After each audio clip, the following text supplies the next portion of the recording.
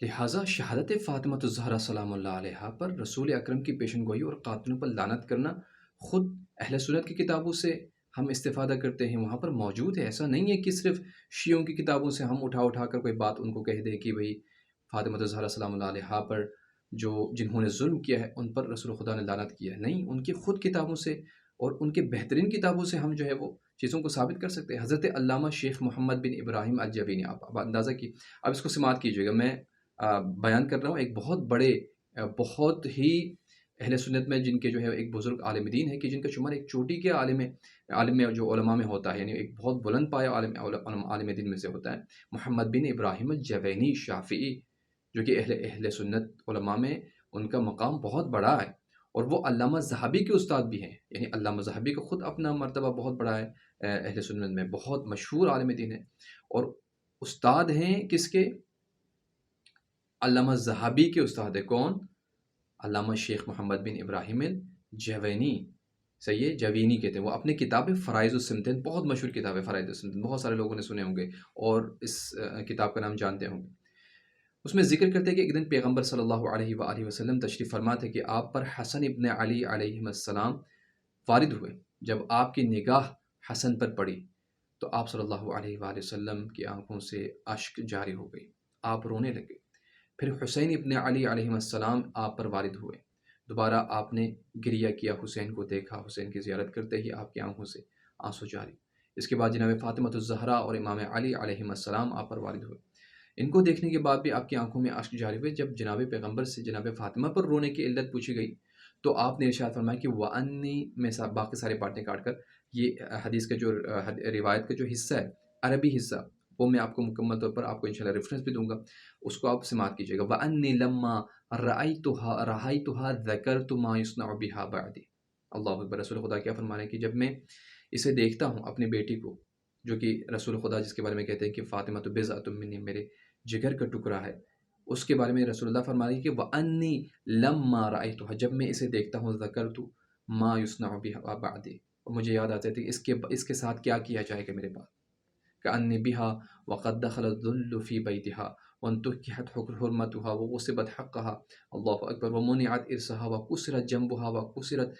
جنبتها وأسقطت جنينها وهي تنادي يا محمداه فلا تجاب وتستغيث فلا تغاث، فتكون أول من يلحقني من أهل بيتي فتقدم علي محزونة مكروبة مغمومة مغصوبة مقتولة، فأقول عند ذلك اللهم لعن من ظلمها وعاقب من غضبها وذلل من أذلها وخلد من نارك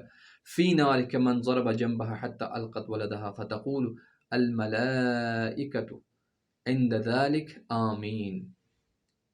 اب میں اس کا ترجمہ آپ کی خدمت میں بیان کروں کہ جب میری نظر فاطمہ پر پڑی تو مجھے وہ منظر یاد آ گیا جو میرے بعد پیش آنے والا ہے، جو اس کے ساتھ ہونے والا ہے۔ گویا میں دیکھ رہا ہوں کہ حقارت اس کے گھر میں داخل ہو چکی ہے، اس کی حرمت کو پامال کیا گیا ہے، اس کے حق کو غصب کیا گیا ہے، اور وہ اپنے ارث سے محروم ہو چکی ہے، اس کا پہلو ٹوٹ چکا ہے، وہ رحم میں موجود اپنے فرزند کو صدق کر چکی ہے، در حال کہ وہ بار بار فریاد کر رہی ہے کہ واہ محمد، رسول خدا دیکھ رہے ہیں سب چیز، اپنی آنکھوں سے مستقبل کو دیکھ رہے ہیں کہ اپنی بیٹی کے اوپر کیا بیتنے والا ہے، اللہ اکبر، اور وہ ساری چیزیں بیان کر رہے ہیں۔ اور یہ حدیث کہاں سے میں اخذ کر رہا ہوں؟ علامہ جوینی، جو کہ ذہبی کے استاد ہیں، فرائض السنتین میں یہ روایت موجود ہے۔ رسول خدا صلی اللہ علیہ وسلم فرماتے ہیں کہ میرے بعد میری بیٹی کا یہ حال ہوگا، اور وہ پکار رہے ہوں گے مجھے کہ واہ محمدہ، واہ محمدہ، لیکن کوئی اس کو جواب نہیں دیتا، کوئی جواب دینے والا نہیں ملے گا۔ امام علی علیہ السلام تو ان کو تو گردن میں رسی باندھ کر، رسی میں ڈال کر جو ہے وہ ان کو گرفتار کیا جائے گا۔ تو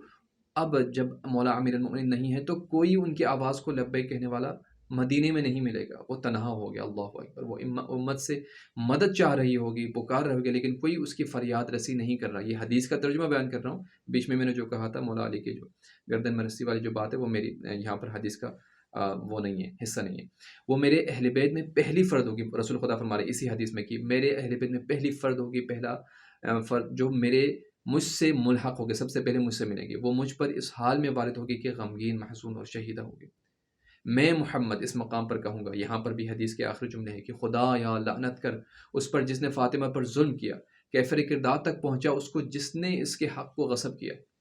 رسوا کر اس کو جس نے فاطمہ کو رسوا کیا، اور تا ابد اسے جہنم میں رکھ جس نے فاطمہ کے پہلو کو زخمی کیا، جس کی وجہ سے اس کا فرزند سقط ہو گیا، اور ملائکہ کہیں گے اس وقت جب رسول خدا اس طرح سے ان کے لیے بد دعا کریں گے، لعنت کریں گے، تو سب ملائکہ کہیں گے آمین۔ یہ کس کتاب سے میں عرض کر رہا ہوں؟ یہ اہل سنت کی مشہور معروف کتاب فرائض السنتین، جلد نمبر اگر آپ سے چاہیے جلد نمبر 2 ہے، صفحہ نمبر 34 اور 35 میں یہ حدیث مکمل طور پر واضح ہے کہ جس میں نہ صرف رسول خدا صلی اللہ علیہ وسلم نے بی بی زہرا سلام اللہ علیہ پر آنے والے جو مظالم ہیں وہ بیان کی ہیں، بلکہ ایک ایک چیز آپ نے بیان کی ہے۔ آپ کا پہلو شکستہ ہونا، آپ کی تنہائی، اور آپ پر جو ظلم ڈھایا جائے گا وہ آپ کا محسن کا شہید ہونا، اور اس کے بعد آپ کا پکارنا امت کے لیے مدد کے لیے، اور کسی کا آپ کے آواز پر لبیک نہ کہنا، یہ سب کچھ اس کے بعد آپ نے ایک ایک کر کے لعنت کیا ہے جس نے فاطمہ الزہرا کو، کیونکہ آپ نے فرمایا تھا کئی بار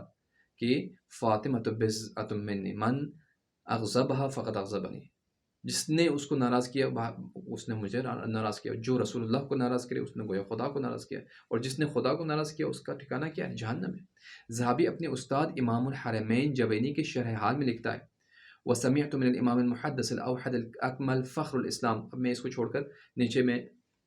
اس کا ترجمہ نقل روایت میں امام محدث کامل اور یگانہ فخر اسلام صدر الدین ابراہیم بن محمد بن المعید بن حمویہ الخراسانی الجوینی سے میں نے سنا۔ کون کہہ رہا ہے؟ یہ ذہبی کہہ رہا ہے، الجوینی، یعنی اپنے استاد کے بارے میں یہ سارے الفاظ اور القابات اس کے احترام میں لاتے ہیں۔ وہ کہتا ہے کہ میں نے سنا اور درس لیا، اور اس کے بارے میں کہتے ہیں کہ جوینی کون تھا؟ وہ روایت اور کتب حدیث کو اخذ کرنے کو بہت زیادہ اہمیت دیتے تھے، خوش صدا بھی تھے، اچھی صورت کے مالک ہونے کے ساتھ ساتھ ایک صالح انسان بھی تھے، خدا ان پر رحمت کرے۔ اور یہ کہاں پر بیان فرما رہا ہے کہ تذکرۃ الحفاظ میں